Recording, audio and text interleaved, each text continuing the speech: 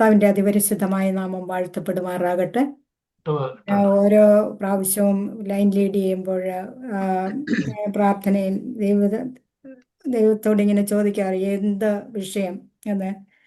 ആര് ദൈവവചനം പറയുന്നു എന്നുള്ള ഒരു ചെറിയ കുട്ടി ദൈവവചനം പറഞ്ഞാൽ പോലും ദൈവത്തിന് ചില ആലോചനകൾ നമ്മളെ അറിയിക്കാനുണ്ട്. അതാണ് നമ്മളോട്. അപ്പം ആര് പറയുന്നു എന്നുള്ളതല്ല, ദൈവത്തിന്റെ വചനത്തിന് ദൈവത്തോളം ശക്തിയുണ്ട്. ആദിയിൽ വചനം ഉണ്ടായിരുന്നു, വചനം ദൈവത്തോടു കൂടിയായിരുന്നു, വചനം ദൈവമായിരുന്നു. അങ്ങനെ വചനം ദൈവമായിരിക്കുന്നത് കൊണ്ടാണ് ദൈവത്തിന്റെ വചനം എടുക്കുമ്പോൾ അതിന് ജീവനുണ്ട്, ചൈതന്യമുണ്ട്. അത് ഇരുവായ്ത്തലയുള്ള ഏത് വാളിനേക്കാളും മൂർച്ചയേറിയ സന്ധിമജ്ജകളെ തുളച്ചു കയറി ചെല്ലുന്നതാണ്, ഹൃദയത്തിന്റെ ചിന്തനങ്ങളെ വിവേചിക്കുന്നതാണ്. ഇതൊക്കെ കൊണ്ടാണ് ദൈവത്തിന്റെ വചനം ആര് പറഞ്ഞാലും അത് നമ്മൾ ഏറ്റെടുക്കുമെങ്കിൽ അത് നമ്മുടെ ജീവിതത്തിന് പ്രയോജനപ്പെടുന്നതാണ്.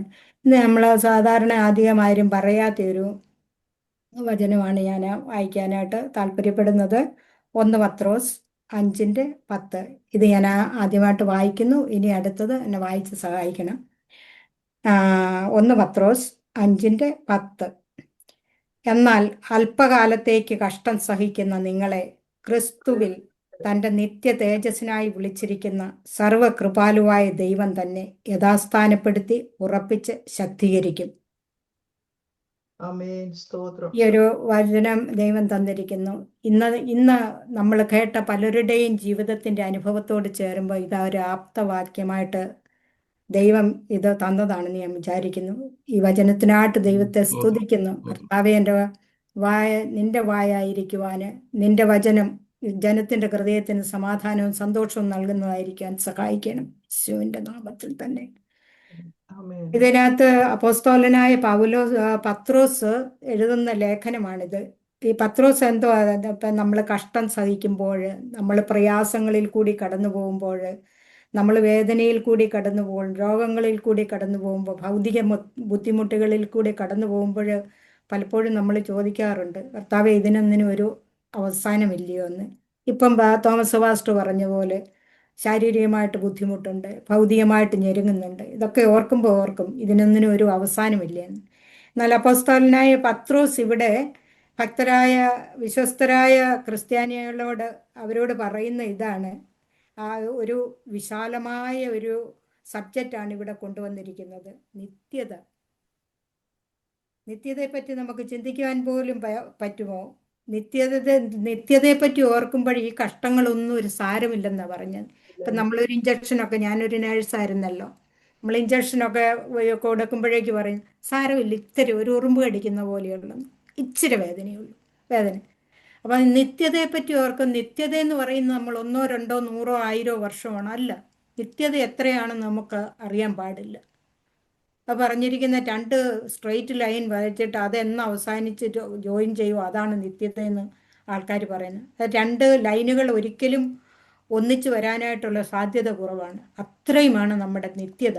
എന്നാൽ നമ്മൾ ഈ 50, 60, 70, 100 വർഷം ഇവിടെ ജീവിക്കുമ്പോൾ നമ്മൾ വിചാരിക്കും നമ്മുടേതാണ് ഇതെല്ലാം എന്ന്. പക്ഷെ ദൈവമക്കളെ, നമ്മൾ ഒരു കാര്യം ചിന്തിക്കേണ്ടതുണ്ട്. ഇവിടെ നമ്മളെ അല്പസമയത്തേക്ക് ആക്കിയിരിക്കുകയാണ്. നമ്മളെ ഒരു വിരുന്ന് വീട്ടിൽ പോയാൽ, ഒരു വീട്ടിൽ വിരുന്നിന് പോയി കഴിഞ്ഞാൽ അവിടെ നമ്മൾ അധികം സമയം താമസിക്കത്തില്ല. ഒരാഴ്ചയോ അല്ലെ 2 ആഴ്ചയോ കഴിഞ്ഞിട്ട് നമ്മൾ മടങ്ങി പോകേണ്ടതുണ്ട്. അതുപോലെ കർത്താവ് നമ്മളെ ഒരു ചില കാലത്തേക്ക് ഇങ്ങോട്ട് വിട്ടിരിക്കുകയാണ്. അപ്പോൾ ഇത് നമ്മൾ ഇവിടെ ഇങ്ങ് കുടിയിരിക്കാൻ വേണ്ടിയുള്ളതല്ല. ഇവിടെ നമുക്ക് തന്നിരിക്കുന്ന അല്പവേല തകച്ചിട്ട് നമ്മൾ ആ ജീവനെ തന്ന ഉടയവൻ്റെ അടുത്തേക്ക് നമ്മൾ തിരിച്ചു പോകേണ്ടതാണ്. അതിനെപ്പറ്റി നമ്മൾ ചിന്തിക്കുമ്പോൾ നമ്മൾ കടന്നു പോകുന്ന ഈ കഷ്ടങ്ങളൊന്നും സാരമില്ലെന്ന്. അതാണ് സാധാരണ ഇതാരും അങ്ങനെ എടുത്ത് പ്രസംഗിക്കുന്ന ഞാൻ കേട്ടിട്ടില്ല. എന്നാൽ ദൈവത്തിന്റെ ആത്മാവ് ഇന്ന് തന്നിരിക്കുന്ന, ഇന്ന് കടന്നു വന്ന അനേക പ്രിയപ്പെട്ടവർ കടന്നു പോകുന്ന ആ ഹൃദയത്തിന്റെ ആ ആഗ്രഹം, അതാണ് ദൈവത്തിന്റെ വചനം നമ്മളോട് സംസാരിക്കുന്നത്. നമ്മളെ കർത്താവിനെ പിൻപറ്റുന്നവർക്ക്, നമ്മളെ ശാരീരികമായിട്ട് ബുദ്ധിമുട്ടുണ്ടായിരിക്കാം, നമ്മൾ മാനസികമായിട്ട് ബന്ധപ്പെടുന്നവരായിരിക്കാം, നമ്മൾ ഭൗതികമായിട്ട് ഞരങ്ങുന്നവർ. എന്ന കർത്താവ് പറയുന്നത് ദൈവത്തോട് കൂടെ നമുക്കൊരു നിത്യവാസമുണ്ട്. നമ്മുടെ ഈ കഷ്ടതകളൊക്കെ നമ്മൾ തീർന്നു പോകും. പിന്നെ നമ്മൾ വെളിപ്പാട് പുസ്തകം 21:4 നമുക്കൊന്ന് വായിക്കാം. അതില് കർത്താവ് പറയുന്നത് എന്താണ്? 21:4. അവൻ അവൻ അവരുടെ അവരുടെ കണ്ണിൽ കണ്ണിൽ നിന്ന് കണ്ണുനീരെല്ലാം കണ്ണുനീരെല്ലാം തുടച്ചു കളയും. ഒരാൾ വായിക്കണേ. പിന്നെ ആരെങ്കിലും ഒരാൾ തന്നെ അത് വായിക്കണേ. അവൻ അവരുടെ കണ്ണുകളിൽ നിന്ന് കണ്ണുനീരെല്ലാം തുടച്ചു കളയും. ഇനി മരണം ഉണ്ടാകയില്ല, ദുഃഖവും മുറവിളിയും കഷ്ടത ഇനി ഉണ്ടാകയില്ല. മതി.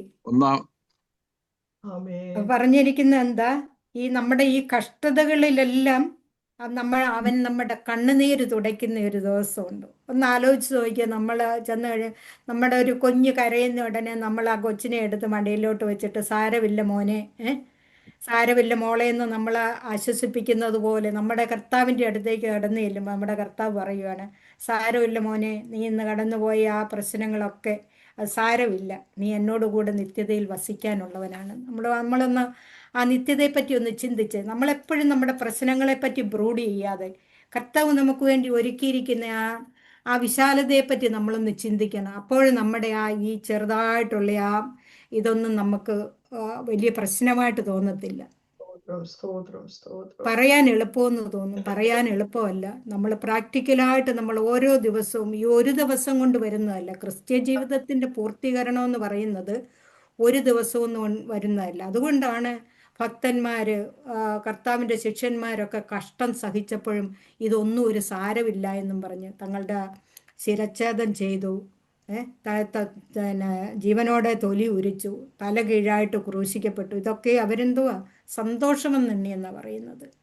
നമ്മൾ ചിന്തിക്കണം ദൈവമക്കളെ, നമ്മൾക്ക് ഇപ്പോഴുള്ള പ്രയാസങ്ങൾ നമ്മൾ ഓർത്തിരിക്കുമ്പോൾ, അയ്യോ എൻ്റെ വീട് വിറ്റില്ലല്ലോ, എൻ്റെ മോടെ കല്യാണം നടന്നില്ലല്ലോ, എൻ്റെ കുഞ്ഞിന് ജോലി കിട്ടിയില്ലല്ലോ, എനിക്കൊരു വീട് പണിതില്ല, ഇതൊക്കെ ഓർത്ത് നമ്മൾ ഭാരപ്പെടുന്നു.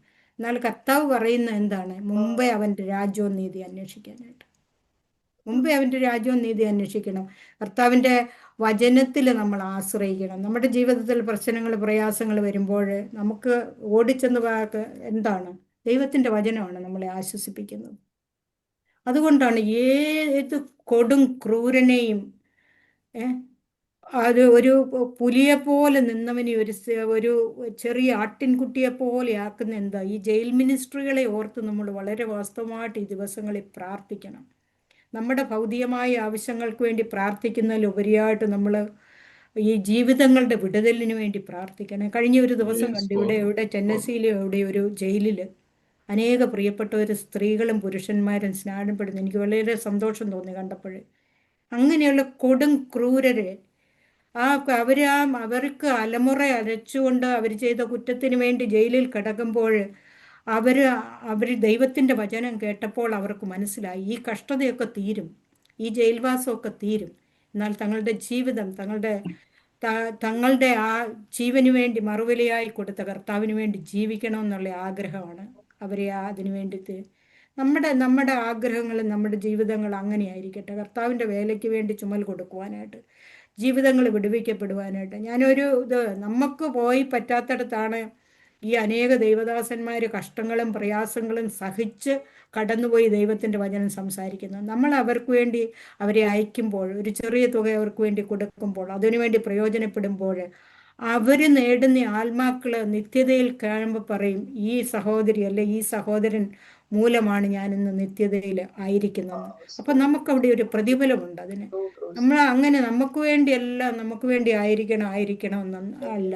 ആത്മാക്കൾ വിടുവിക്കപ്പെടേണ്ട ഈ ദിവസങ്ങളിൽ, പട്ടണങ്ങൾ വിടുവിക്കപ്പെടേണ്ട, നമ്മളെ കുടുംബങ്ങൾ വിടുവിക്കപ്പെടണമെങ്കിൽ നമ്മൾ ഇടവിൽ നിന്ന് പ്രാർത്ഥിച്ചെങ്കിൽ മാത്രമേ ഈ ദിവസങ്ങളിൽ. കാരണം ദുഷ്ടപിശാച് കഴിയുമെങ്കിൽ വൃതന്മാരെയും തെറ്റിക്കുവാൻ ഊടാടി സഞ്ചരിച്ചുകൊണ്ട് ഓടി നടക്കുമ്പോൾ ദൈവമക്കളും ദൈവകൃപയിൽ നിന്ന് വീണു പോകുന്നുണ്ട്. ഞാൻ ഈ ദിവസങ്ങളിൽ ഒരു ദിവസം ശലോമോനെ പറ്റി വായിച്ചപ്പോൾ, ശലോമോന് ദൈവം ജ്ഞാനം കൊടുത്തു. ശലോമോന് മുൻപ് അതുപോലെ ജ്ഞാനം ഉണ്ടായിട്ടില്ല, ശലോമോന് പിന്നെ ജ്ഞാനം ഉണ്ടായിട്ടില്ല. ദൈവം 2 വട്ടം ശലോമോനോട് സംസാരിച്ചു. എന്നാൽ കർത്താവിൻ്റെ ജീനിയോളജിയിൽ ശലോമോനെ നമ്മൾ കാണുന്നില്ല.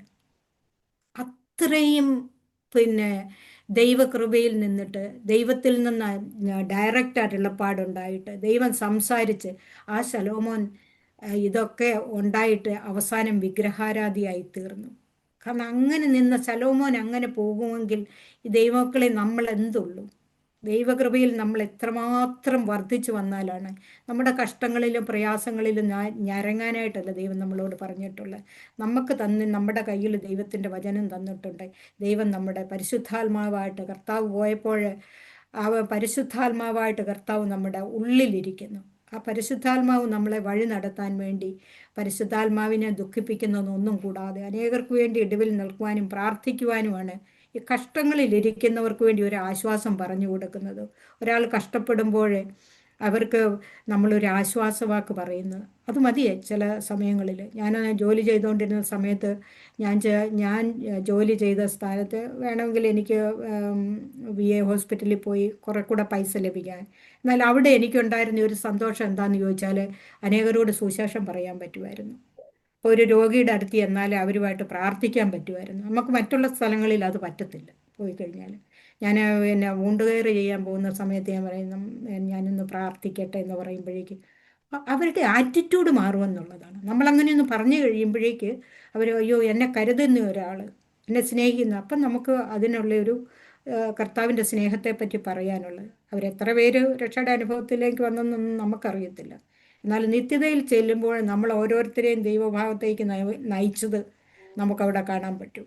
ഈ പൗലോസ് പിന്നെ തൻ്റെ കഷ്ടതയിലൊക്കെ പറയുന്നു, ഓരോ ലേഖനങ്ങൾ എഴുതുമ്പോഴും പറയും എനിക്ക് സഭയെക്കുറിച്ചുള്ള ഭാരമുണ്ട് എന്ന് പൗലോസ് പറയുന്നുണ്ട്. ഈ തിമോത്തിയോസിന് എഴുതിയ 2-ാം ലേഖനത്തിൽ 2:10 നമുക്കൊന്ന് വായിക്കാം.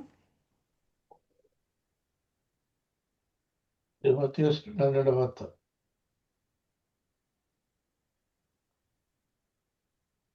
അതുകൊണ്ട് ക്രിസ്തുവേശുവിലുള്ള രക്ഷ നിത്യ തേജസ്സോടുകൂടെ വൃതന്മാർക്ക് കിട്ടേണ്ടതിന് ഞാൻ അവർക്കായി സകലവും സഹിക്കുന്നു. നാം അവനോടുകൂടെ മരിച്ചുവെങ്കിൽ കൂടെ ജീവിക്കും. ഓക്കെ. ഇവിടെ പൗലോസ് ഈ ലേഖനം തിമോത്തിയോസിന് എഴുതുമ്പോഴേക്ക് പറയുന്നത് എന്താ? പൗലോസിന്റെ കഷ്ടത എന്തുവായിരുന്നു? മറ്റുള്ളവർക്ക് വേണ്ടി, കഷ്ടത്തിലിരിക്കുന്നവർക്ക് വേണ്ടി പ്രാർത്ഥിക്കുകയാണ്. അങ്ങനെ ക്രിസ്തുയേശുവിലുള്ള രക്ഷ, ആ നിത്യരക്ഷ അത് വൃതന്മാർക്ക് ലഭിക്കേണ്ടതിനാണ് താൻ അനുഭവിച്ച കഷ്ടങ്ങളൊക്കെ.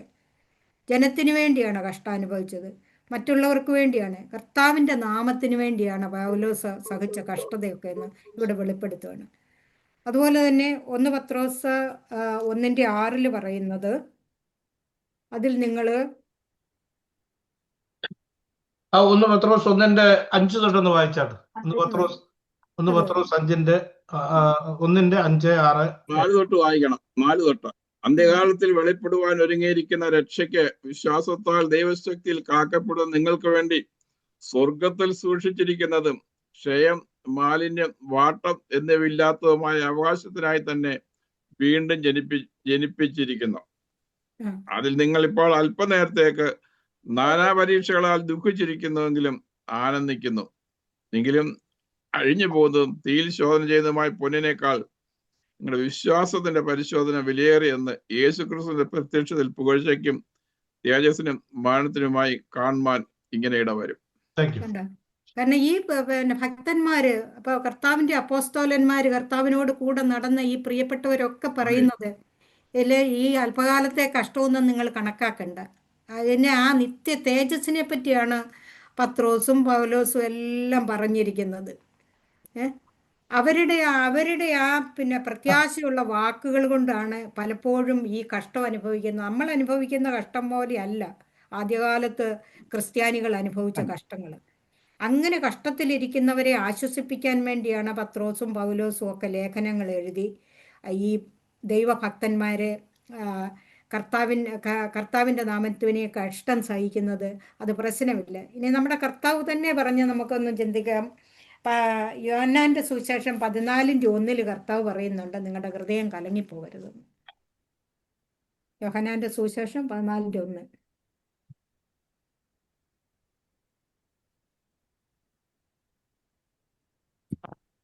നിങ്ങളുടെ ഹൃദയം കലങ്ങിപ്പോകരുത്. ദൈവത്തിൽ വിശ്വസിപ്പീൻ, എന്നിലും വിശ്വസിപ്പീൻ. എന്റെ പിതാവിന്റെ ഭവനത്തിൽ അനേകം വാസസ്ഥലങ്ങളുണ്ട്. ഞാൻ നിങ്ങളോട് പറയുമായിരുന്നു.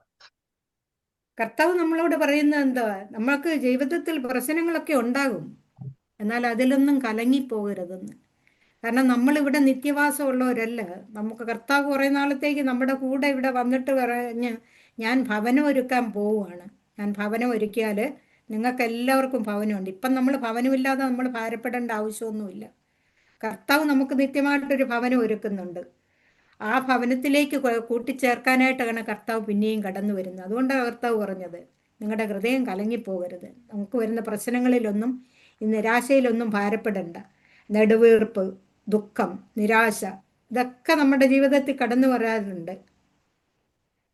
എന്നാൽ അതൊക്കെ ഈ പിശാച് എടുക്കുന്ന ഒരു തന്ത്രമാണ് ഇതിലൊക്കെ നമ്മളെ തളർത്തിക്കളയുക എന്നുള്ളത്. നിരാശ വരുമ്പോഴേ അവനിങ്ങനെ പിന്നെ അവൻ്റെ നിഗൂഢമായ അജണ്ടയാണ് ഇതൊക്കെ. കുറേശ്ശെ ഓരോ നിരാശ ഇട്ടുകൊണ്ട്, ജോലിയില്ല, അല്ലെങ്കിൽ നമ്മുടെ വീട് വിൽക്കുന്നില്ല, പ്രശ്നങ്ങൾ.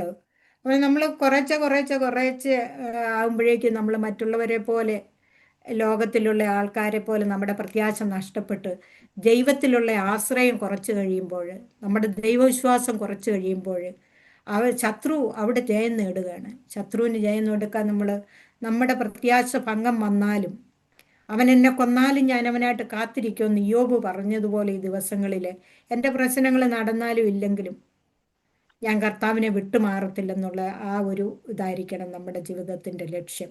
അതുപോലെ തന്നെ ഇസ്രായേൽ ബാലന്മാർ തീയിൽ കൂടി നെബൂഖദ്നേസർ വലിയ ബിംബത്തെ ഇട്ടു, സ്തോത്രം. അവരെ തീയിലേക്കിട്ടു. പറഞ്ഞ എന്തുവാണ്? അയ്യോ, ഞങ്ങൾ ജീവനെ പറ്റി പേടിക്കും, ഞങ്ങൾ നമസ്കരിച്ചോളാം എന്ന് പറഞ്ഞില്ല. ദൈവം ഞങ്ങളെ വിടുവിച്ചാലും വിടുവിച്ചില്ലെങ്കിലും നിന്റെ വിഗ്രഹത്തെ ഞങ്ങൾ നമസ്കരിക്കത്തില്ലെന്ന്. ആ ഒരു തൻ്റെ ഇടം നമുക്കുണ്ടായിരിക്കണം. അത് നമ്മൾ കൊച്ചു പിള്ളേരെ വെച്ച് നമുക്കതില്ല, നമുക്ക് ആ ടോയില്ല, നമുക്ക് ഈ ടോയില്ല എന്നല്ല. ഈ ദിവസങ്ങളിൽ ദൈവമക്കളെ നമ്മൾ ഉണരണം. ഇന്ന് കണ്ട അനുഭവം കണ്ടില്ലേ? ഇന്നലെ പെട്ടെന്നൊരു വെള്ളപ്പൊക്കം ഉണ്ടായി. ഇത് നമുക്ക് സംഭവിച്ചു കൂടാന്നില്ല. എന്നാൽ ഇതൊക്കെ സംഭവിക്കുമ്പോൾ നമ്മൾ എവിടെ ആയിരിക്കണം? നമ്മുടെ നിത്യത നമ്മൾ എവിടെ കഴിക്കുമെന്ന് ഈ ഭക്തന്മാരായ പലരും പറഞ്ഞിട്ടുണ്ട്, നമ്മൾ പ്രതീക്ഷിക്കുന്ന പലരും ദൈവരാജ്യത്തിൽ കാണത്തില്ല, നമ്മൾ കാണത്തില്ലെന്ന് പ്രതീക്ഷിക്കുന്ന പലരും അവിടെ കാണുമെന്ന്. അതാണ് അതിൻ്റെ അത്ഭുതം എന്ന് പറയുന്നത്.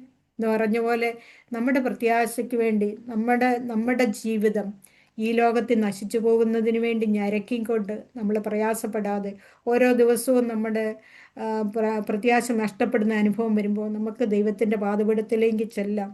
ദൈവത്തിൻ്റെ വചനമാണ് ഏറ്റവും വലിയ പ്രവചനം എന്ന് പറയുന്നത്. നമ്മൾ വാസ്തവമായിട്ട് ഹൃദയഭാരത്തോടെ ദൈവത്തിൻ്റെ വചനം, പ്രാർത്ഥനയോടെ നമ്മൾ ദൈവത്തിൻ്റെ വചനത്തിൽ കൂടി ദൈവം നമ്മളോട് സംസാരിക്കും. എനിക്ക് അനേക പ്രാവശ്യങ്ങളിൽ അനുഭവമുണ്ട്. ഞാൻ ചിലപ്പോഴൊക്കെ ഡേറ്റൊക്കെ ഇട്ട് ഇങ്ങനെ എഴുതി വെക്കും. നമ്മൾ ഭാരപ്പെടുന്ന അവസ്ഥയിൽ ദൈവത്തിൻ്റെ വചനത്തിലേക്ക് കടന്നു ചെല്ലുമ്പോൾ, ദൈവത്തിൻ്റെ വചനം വായിക്കുമ്പോൾ അത് നമ്മളോട് കൃത്യമായിട്ട് സംസാരിക്കുക. ആ പേജിൽ നിന്ന് ഇങ്ങനെ ദൈവം ഇറങ്ങി വന്ന് നമ്മളോട് സംസാരിക്കുകയാണോ എന്ന് നമുക്ക് അനുഭവപ്പെടും. അതിൽ നമ്മുടെ എന്ത് തന്നെ വിഷയമായിക്കോട്ടെ, നമ്മൾ നിരാശപ്പെടരുത്. നിരാശ എന്ന് പറയുന്ന ദുഷ്ടം കൊണ്ടുവരുന്ന ഒരു കെണിയാണ്. നിരാശ ജീവിതത്തിൽ വന്നു കഴിയുമ്പോൾ ദുഃഖവും നെടുവീർപ്പും എന്നാൽ കഴിഞ്ഞ കാലത്തെ ഭക്തന്മാർ എന്തുകൊണ്ടാണ് അവർ പട്ടിണി കിടന്നപ്പോഴും അവർക്ക് പ്രത്യാശയുണ്ടായിരുന്നു, വിശ്വാസത്തിൽ അവർ ഉറച്ചു നിന്നു.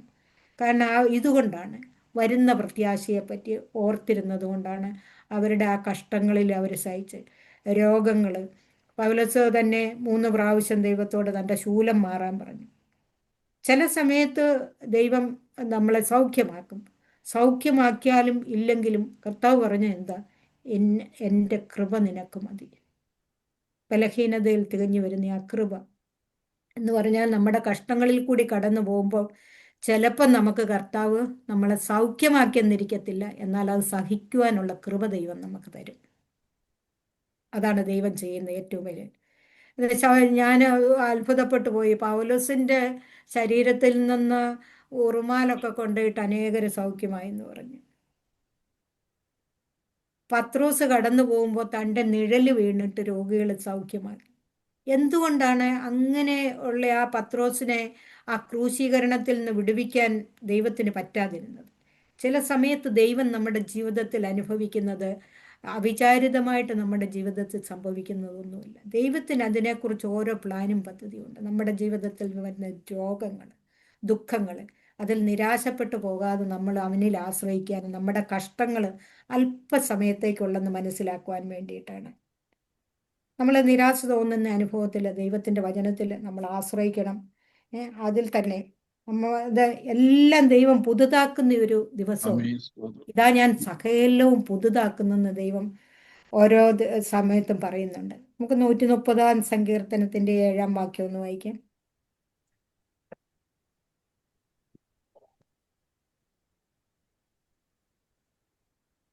137.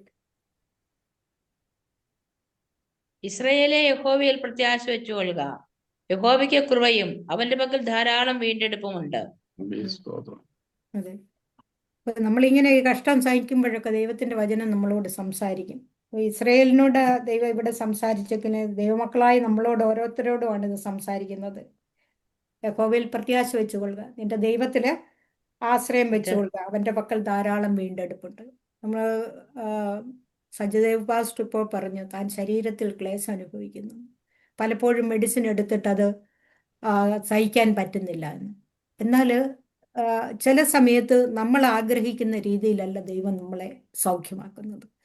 ചിലപ്പോൾ നമ്മൾ ഈ പ്രശ്നങ്ങളിൽ കൂടി കടന്നു പോകുമ്പോൾ അതിനെ അതിജീവിക്കുവാനായിട്ട് ദൈവകൃപ നമ്മളെ ധരിപ്പിക്കും. അതാണ് ചിലപ്പം രോഗം സൗഖ്യമായെന്നിരിക്കത്തില്ല, എന്നാൽ അതിൻ്റെ നടുവിൽ പതറിപ്പോകാതെ നിൽക്കുവാനുള്ള ദൈവകൃപ, ദൈവത്തിൻ്റെ കൃപ ദൈവം പകർന്നു തരും. ആമേൻ. നമ്മൾ സ്തോത്രം. അവനെ കൂടുതൽ സ്തോത്രം. ആശ്രയിക്കുമ്പോഴാണ് അത് നമുക്ക് മനസ്സിലാക്കാനായിട്ട് പറ്റുന്നത്. അപ്പോഴാണ് നമ്മുടെ നിരാശ മാറിപ്പോകുന്നത്. ഈ ശത്രുവിൻ്റെ പരിപാടി എന്താന്ന് ചോദിച്ചു കഴിഞ്ഞാൽ അവൻ നമ്മുടെ ധൈര്യം ക്ഷയിപ്പിച്ച് കളയും. നമ്മുടെ ധൈര്യം ക്ഷയിപ്പിച്ച് കളയുമ്പോഴേക്ക് നമ്മൾ എന്തോ ഇനിയും പ്രാർത്ഥിച്ചിട്ട് വലിയ കാര്യമൊന്നുമില്ല. അപ്പം ദൈവത്തിലുള്ള ആശ്രയം കുറയ്ക്കുന്നത്. ശത്രുവിൻ്റെ ഗടിയിൽ നമ്മൾ വീണു പോകരുത്. ഒരിടത്ത് ഇങ്ങനെ പറഞ്ഞിരിക്കുന്നു, സാത്താൻ്റെ തന്ത്രങ്ങളെ നാം അറിയാത്തവരായിരിക്കണം. നമ്മൾ ബുദ്ധിയുള്ളവരായിരിക്കണം.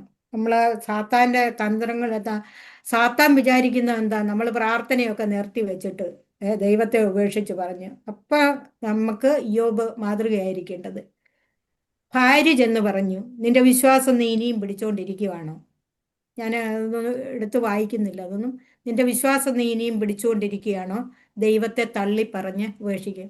അപ്പം ജോബ് പറയുന്നത് എന്താ, നീ ഒരു പൊട്ടി സംസാരിക്കുന്നത് പോലെ സംസാരിക്കുന്നു, ദൈവത്തിൽ നിന്ന് നന്മ അനുഭവിച്ചതുപോലെ തിന്മ അനുഭവിക്കരുതോന്ന്. അങ്ങനെയുള്ള വിശ്വാസം ഇതെന്തിനാണ് ഇതൊക്കെ എന്ന് എഴുതി വച്ചിരിക്കുന്നത്? ഇതൊക്കെ നമുക്ക് ബുദ്ധിയുപദേശത്തിനാണ്. നമ്മൾ ഈ ചെറിയ കഷ്ടങ്ങളിൽ കൂടി, നിരാശകളിൽ കൂടി, പ്രശ്നങ്ങളിൽ കൂടി കടന്നു പോകുമ്പോൾ ഈ ദൈവത്തിൻ്റെ വചനങ്ങളൊക്കെയാണ് നമ്മളെ ബലപ്പെടുത്തുന്നത്, നമ്മളെ ശക്തീകരിക്കുന്നത്. നമ്മൾ ഈ ദിവസങ്ങളിൽ നമ്മൾ ദൈവത്തിൻ്റെ വചനം വായിക്കാനായിട്ട് നമ്മൾ ഒത്തിരി ശ്രദ്ധിക്കണം. നമുക്ക് 103 സങ്കീർത്തനത്തിന് 1-2 കൂടെ ഒന്ന് വായിക്കാം. 103. മനമേ യഹോവയെ വാഴ്ത്തുക, എന്റെ സർവ്വ അന്തരംഗമേ അവന്റെ വിശ്നാമത്തെ വാഴ്ത്തുക. എൻ മനമേ യഹോവയെ വാഴ്ത്തുക, അവരുടെ ഉപകാരങ്ങൾ ഒന്നും മറക്കരുത്. അതെ, ഇതിങ്ങനെ വെറുതെ എഴുതി വെച്ചിരിക്കുന്ന വാക്യങ്ങളൊന്നുമല്ല. നമ്മൾ നിരാശ തോന്നുമ്പോൾ, നമ്മൾ ദുഃഖവേളകളിൽ, നമ്മുടെ രോഗങ്ങളിൽ നമ്മളിതൊക്കെ ഉരുവിട്ടുകൊണ്ടിരിക്കണം. ദൈവത്തിൻ്റെ വചനം നമ്മൾ ഉരുവിട്ട് അത് നമ്മുടെ ജീവിതത്തിൽ നിന്ന് വെളിയിലേക്ക് വാഴുമ്പോൾ അതിൻ്റെ നമ്മുടെ സന്ധിമഞ്ചകളെ ബലപ്പെടുത്തുന്നത്, നമ്മുടെ ഓരോ സെല്ലുകളെയും ബലപ്പെടുത്തുന്നതാണ് ഈ ദൈവത്തിൻ്റെ വചനം എന്ന് പറയുന്നത്. ഇതൊരു ഔഷധം പോലെയാണ് നമ്മൾ ശരീരത്തിന്. നമ്മൾ ഔഷധം ഉപയോഗിക്കുന്നത് പോലെയാണ് ദൈവത്തിൻ്റെ വചനം നമ്മൾ ഉരുവിട്ടുകൊണ്ടിരിക്കുമ്പോൾ അത് നമ്മുടെ ശരീരത്തെ ബലപ്പെടുത്തുന്നു, നമ്മുടെ ആത്മാവിനെ ബലപ്പെടുത്തുന്നു. കാരണം അവൻ്റെ വിട്ടുമാറാത്ത സ്നേഹം ഈ ദൈവത്തിൻ്റെ വചനത്തിൽ കൂടി നമ്മളെ ഗ്രഹിപ്പിക്കുന്നത്. അതുകൊണ്ടാണ് നമ്മൾ കടന്നു ചെന്ന് ദൈവത്തിൻ്റെ വചനത്തിൽ ആശ്രയിക്കുകയും നമ്മൾ പ്രാർത്ഥിക്കുകയും ചെയ്യേണ്ടത്. നമ്മുടെ കഷ്ടങ്ങളെ ഓർത്ത് നമ്മൾ ഭാരപ്പെടേണ്ടത്. ഈ കഷ്ടങ്ങളൊക്കെ നമ്മൾ തന്ന് അതിൻ്റെ നടുവിൽ ദൈവത്തിന് വേണ്ടി നമ്മൾ നിലനിൽക്കും. ഏറ്റവും ധൈര്യശാലികൾ പോലും ധൈര്യഹീനരായി തീർന്നിട്ടുണ്ട്. നമുക്ക് എടുത്ത് വായിക്കുന്നില്ല. ഏലിയാവ് കർമ്മേലിൻ്റെ മലമുകളിൽ ആമേൻ. ബാലിൻ്റെ പ്രവാചകന്മാരെ ഈ പ്രവാചകന്മാരെ എല്ലാം കൊന്നിട്ട് അത്ഭുതങ്ങൾ പ്രവർത്തിച്ച് പിന്നെ തീ ഇറക്കി, സ്വർഗത്തിൽ നിന്ന് തീ ഇറക്കി, യാഗപീഠവും അതിന് ചുറ്റുമുള്ള വെള്ളം എല്ലാം വറ്റിച്ച് എല്ലാം കഴിഞ്ഞിട്ട് മഴയും പെയ്യിപ്പിച്ച് കഴിഞ്ഞിട്ട് ഇസബേൽ പറഞ്ഞു, നാളെ നീയും ഇവരിൽ ഒരുത്തനെ പോയി. ഇത്രയൊക്കെ അത്ഭുതം പ്രവർത്തിച്ച ഈ ഏലിയാവ് പേടിച്ചോടിപ്പോയി.